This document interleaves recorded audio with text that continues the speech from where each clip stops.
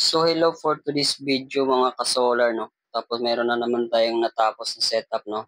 Ang order sa atin ni Ma'am, 2000 watts power inverter, tapos 60 amperes na charge controller, tapos meron siyang solid state relay na DE and LBD, tapos multifunction watt meter, tugang outlet, circuit breaker ng AC power,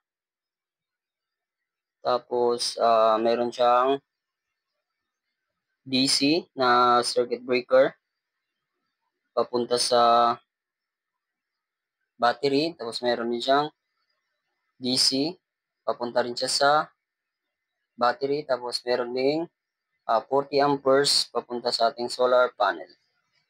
So testing lang natin, open natin yung battery papunta sa ating charge controller, no.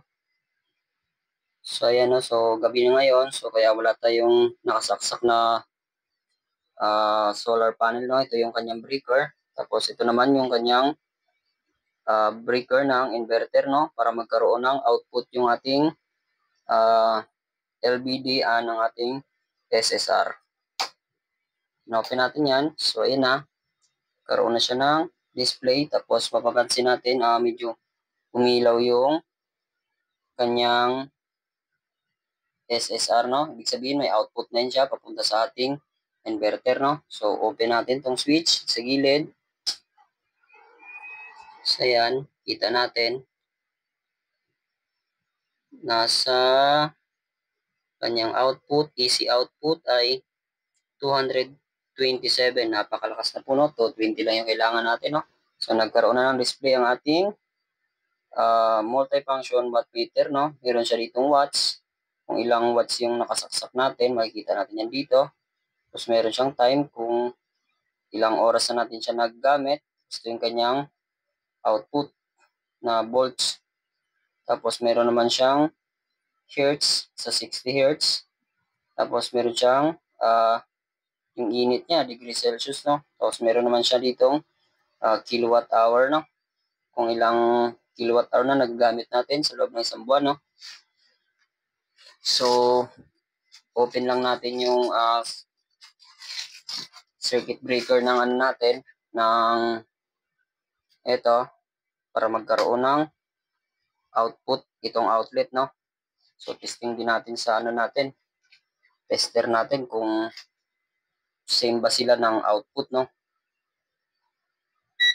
Open lang natin. Check natin yung output, no.